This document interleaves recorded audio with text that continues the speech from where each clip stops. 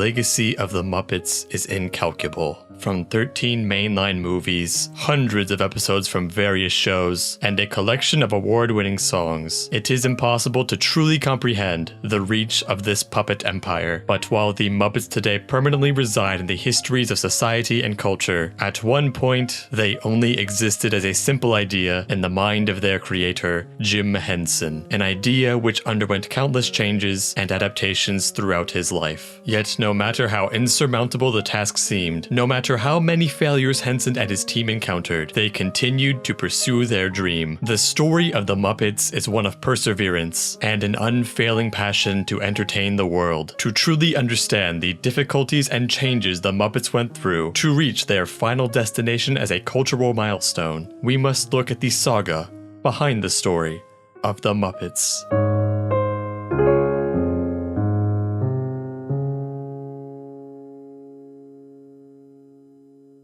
Tadpole wiggling in the water.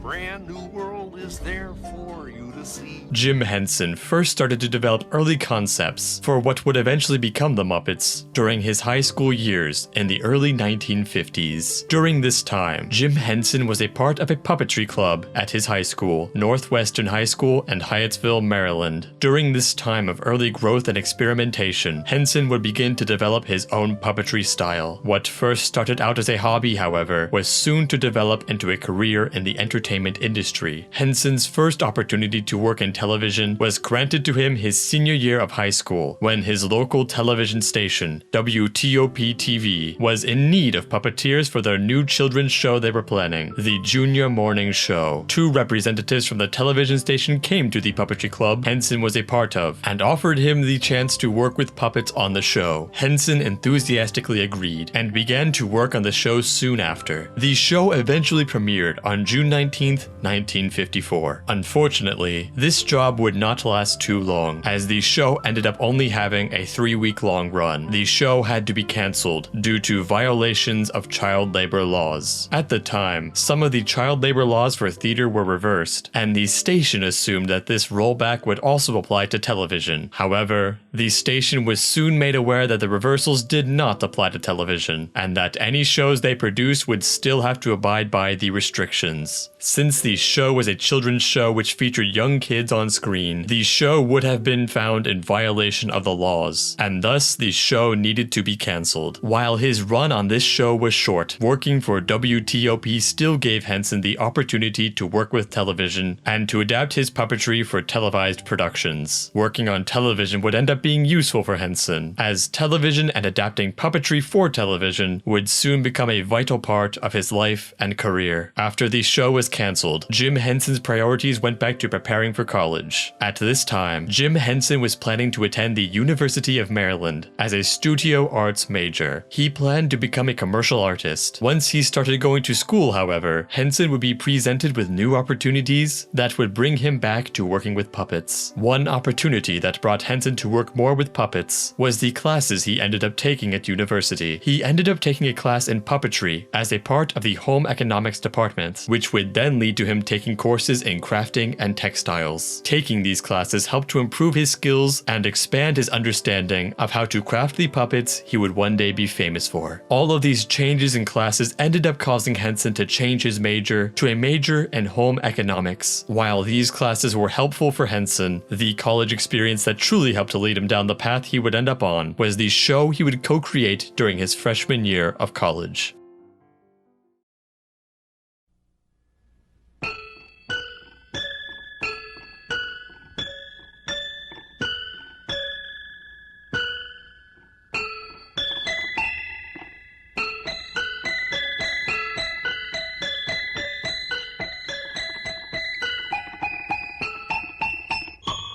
The show Sam and Friends was co-created by Jim Henson and his fellow University of Maryland student, Jane Nebel. Each episode of this show was a 5-minute comedy segment featuring puppets designed by Jim Henson. Episodes would follow a human character named Sam, who would spend time with the other characters of the show as a way to escape the world. Some of Sam's friends were early versions of characters who would one day become Muppets, the most prominent of which was Kermit. That's the cue. For this show, Kermit himself was not originally identified as specifically a frog, and was instead a lizard-like character who simply went by the name Kermit. The original version of the Kermit puppet was created out of Jim Henson's mother's spring coat and Henson's own blue jeans. While this was clearly a primitive design, it served as the beginnings for Kermit and other characters of the Muppets cast. As far as the content of the show, it was mainly focused on the puppets lip-syncing popular songs or creating parodies of popular media in short sketches. Even though the designs of the puppets and structure of the show may seem simple, the techniques Henson and Jane Nebel utilized for this show were revolutionary in comparison to the ways puppets had been utilized in television before this point. One such way in which the show worked to change the way puppets were used on television was with how the puppets were framed. Prior to this point, puppeteering on television was based off of live puppeteering that used to be in theaters or street performances, meaning puppeteers would still have stage-like elements to work around, even on television. Jim Henson and Jane Nebel decided to instead use the framing of the camera itself as a way to hide the puppeteers. This allowed the puppeteers to be nearby to the puppets, and to move in ways which would previously not be possible because of the limitations of having to work within a traditional stage setup. Henson and Nebel continued to break puppeteering conventions with the construction of the puppets themselves. The majority of the puppets constructed at the time were made from wood,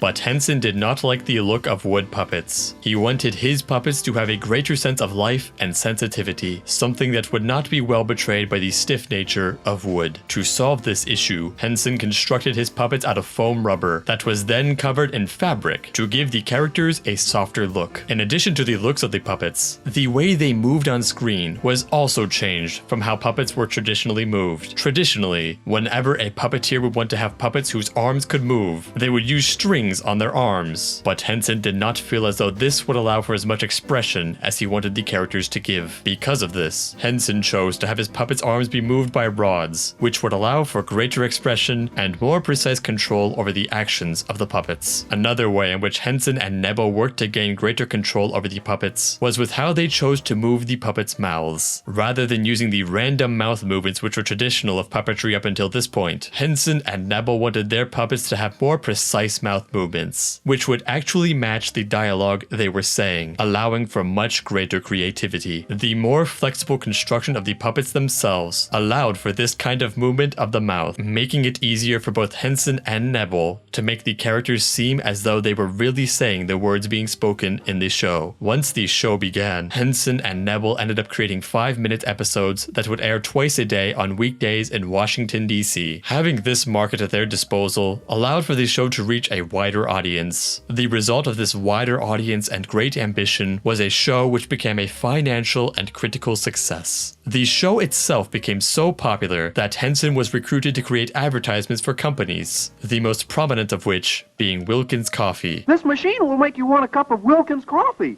Not me. I'll take mine with cream and sugar. In much the same way Henson and Nebel worked to break conventions in the main show of Sam and Friends, they also worked to break conventions in the world of advertising. Before this point in time, the majority of advertisements focused on the hard sell, simply telling the viewer why the product was great. But you do want the extra protection of Band-Aid plastic strips. They take better care of little cuts and scratches. They stay put. Band-Aid plastic strips with new Super Stick stick better than any other bandage. Henson decided to make his advertisements more interesting by introducing elements of humor, especially slapstick humor. As Henson stated, till then, advertising agencies believed the hard sell was the only way to get their message over on television. We took a very different approach. We tried to sell things by making people laugh. While Henson was beginning to reap success from his work with puppets, he was beginning to doubt whether he truly had a future working with puppets. He was unsure if going into a career in this industry after college would truly be what he wanted to do with his life. Henson had some time to think during a trip to Europe. On this trip, Henson encountered European puppet performers who saw their work as a true art form rather than a silly product for children. With this new inspiration in his mind, Henson returned to America filled with new ideas for future projects. After returning to America, Henson and Jane Nebel began dating. The two would eventually marry in 1959. The show Sam and Friends continued to be what gave Henson popularity, as he would be asked to make appearances on talk shows along with his characters. Now deciding to continue to work in the puppet world, Jim Henson and Jane Nebel co-founded Muppets Inc. in 1958. 3 years later in 1961, Jane Henson would step down from the company, as she instead decided to focus on raising her children she had had with Jim. Up until this point, Jane had been the only other main person who worked with Henson to create the shows. Now that Jane was stepping down, Henson knew he would need to find more people who would be willing to join Muppet Inc. to assist in production. When he set out to find new people he could work with, Henson found Frank Oz, who at the time was in high school, working as an apprentice puppeteer. Henson approached Frank Oz and offered him the opportunity to work with Muppet Inc. However, Frank Oz initially declined because of the fact that he was still in high school, thinking that it was too early for him to leave and work professionally. Another person who Henson found that was able to join the team was writer Jerry Jewell. 2 years later in 1963, Henson moved his family and the Muppets Inc. business to New York City. At this time, Frank Oz was finished with high school and was now willing to work with the Muppets Inc. company, meaning that he too now moved to New York City and joined the group. Now in New York City, Henson and his team took the Muppets around to talk shows and late night shows that were filmed in the area. While these late night television segments would begin to build the notoriety of these puppet characters, the public would become much more familiar with the Muppets through a new television show which they were about to appear on.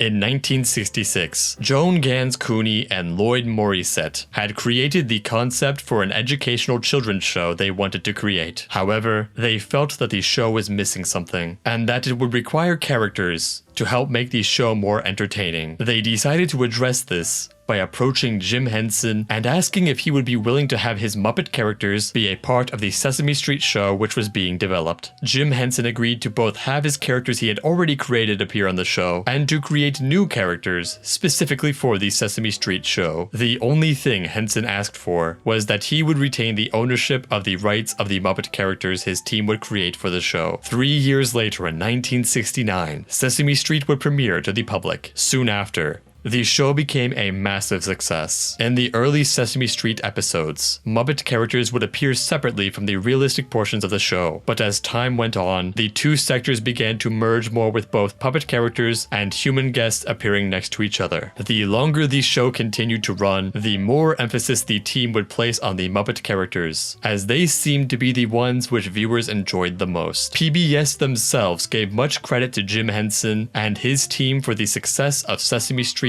and thus PBS as a whole, going as far to say that Jim Henson was the spark that ignited our fledgling broadcast service. Henson and his team were greatly involved with the production of Sesame Street, and as such, they greatly benefited from its success. The great success of Sesame Street finally gave Jim Henson and his company the financial freedom necessary to stop creating commercials, and instead focus purely on their creative efforts, something which Jim Henson found to be greatly relieving. As he claimed, it was a pleasure to get out of that world. Ladies and gentlemen, presenting the end of sex and violence on television. While the success of Sesame Street was an overall positive achievement for Henson, the program's achievement did raise concern for Henson. He believed that having the greatest success for the Muppets be a kids show meant that the entire brand would become seen as something only meant for children. Because of this, Henson and his team decided to try and create adult content with the Muppet characters, to exhibit the multifaceted nature of the characters and the puppets. This desire for a broader age range for the Muppet audiences resulted in the development for the first Muppets show in the 1970s. Rather than focusing on educating children, the Muppets in this show would be in sketch comedy skits, meant to entertain an adult audience. The results of these ambitions were the two pilots Henson and his company created for ABC. The first pilot was the Muppets Valentine Show, which aired in 1974. The second pilot, titled The Muppet Show, Sex and Violence, aired in 1975. While Henson and his company hoped that these two pilots would be be seen as entertaining and quality adult content, ABC did not find these shows to be something that they wanted to air on their networks, and so they passed on the program. While this may at first have seemed like a failure for the team, these declines from ABC resulted in the team taking a different direction, which would eventually lead to the brand, which prevails to this day. After ABC declined the second Muppet Show, Henson and his team were approached by British producer Lou Grade, who wanted to co-produce a Muppet series with Henson for Associated Television in Great Britain. Rather than focusing on only trying to reach the adult audience, this new show would be working to expand the audience for the Muppets, turning the characters and the brand into something people of all different ages, from children to adults, could find something to enjoy. This new show would begin in 1976 and would bring back iconic characters such as Kermit the Frog, while also introducing brand new characters such as Miss Piggy, Fozzie Bear, and Gonzo. Additionally,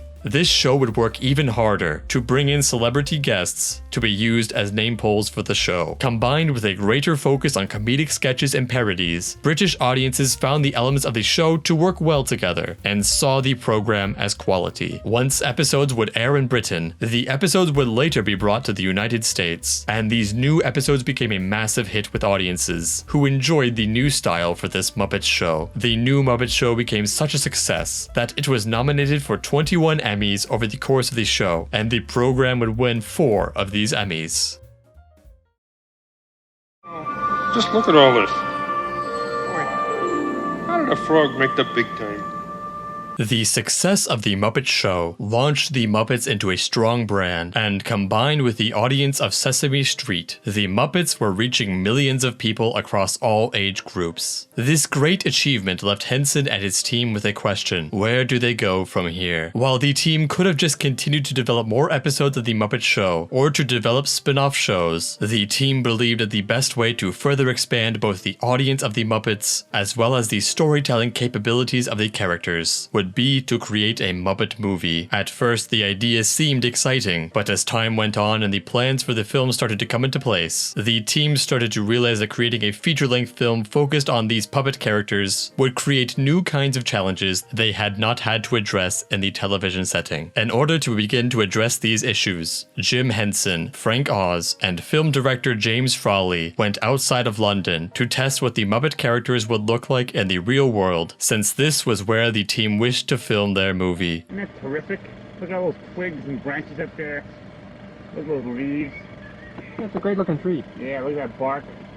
Before this Muppet movie, no other production had attempted to create an entire feature film showing the entire bodies of hand puppets. I got a leg that kicks. I do understand that I'm not a real bear.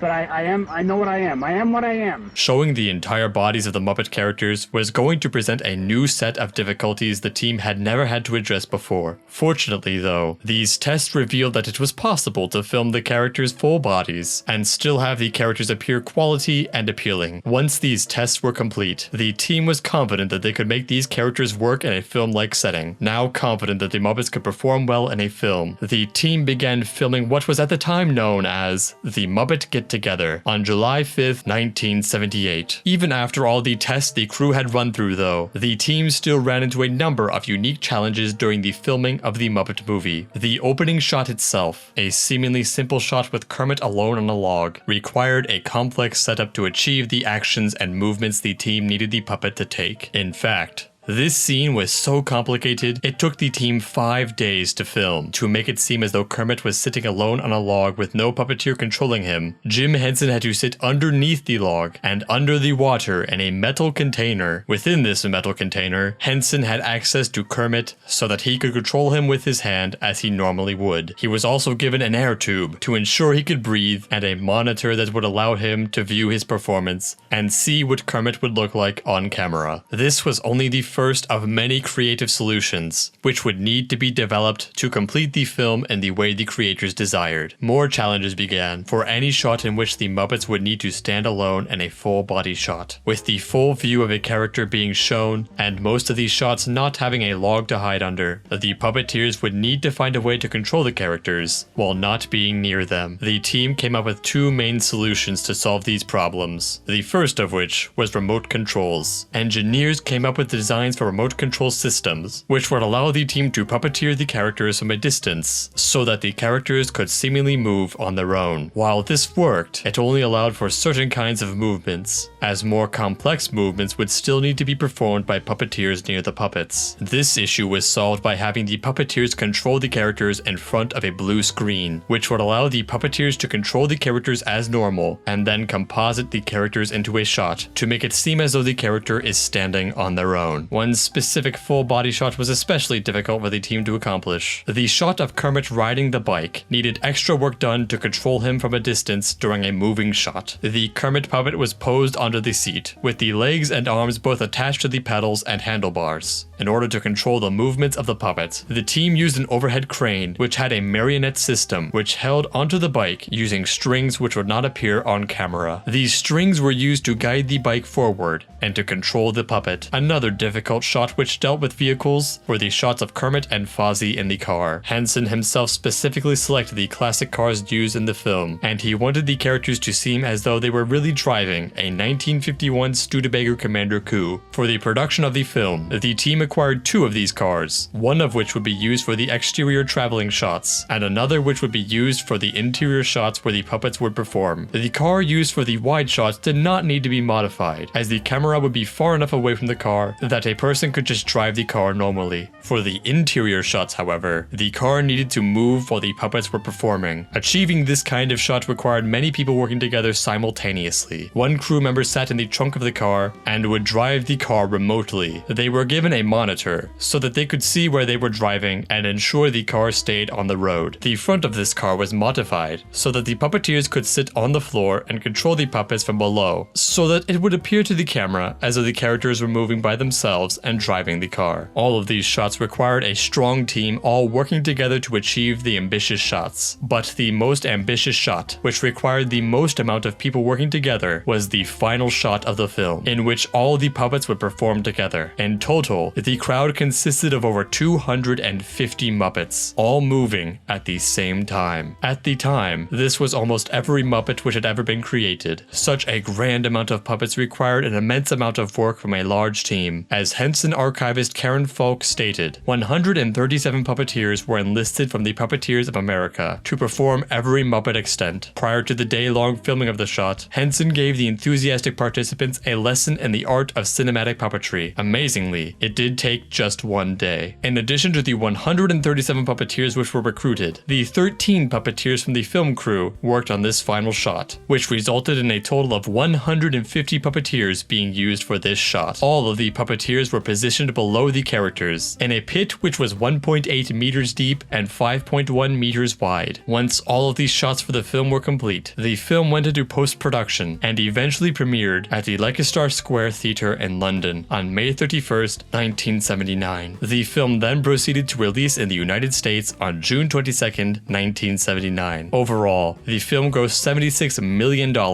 in the United States and Canada, which would make it the 7th highest grossing film in the region that year. Clearly, the film had become a great success among audiences, but it was also loved by critics. While the film did not win any Academy Awards, it was nominated for both Best Original Song and Best Adaptation Score. However, the film did win the Grammy for Best Album for Children. Many critics were impressed by the work done by the team, especially with how the team was able to make the characters move in full body shots. While these kinds of movements and shots of the Muppets may seem commonplace today, they were revolutionary at the time, a technical marvel which took hundreds of people working together to achieve. The result of this film was the reinforcement of the Muppet brand, creating a strong legacy which has allowed the characters and stories to continue to endure.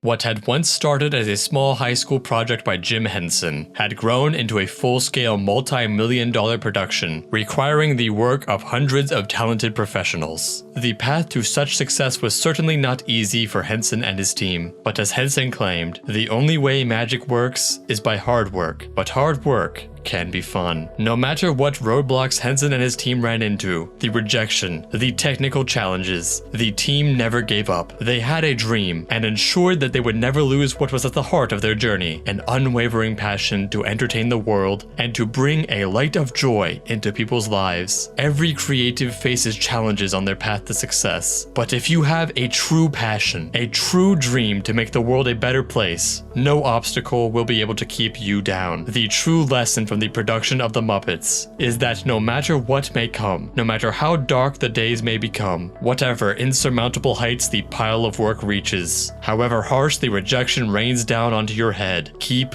believing, keep pushing to make the world a better place. And as long as you never let that fire of passion extinguish, you will.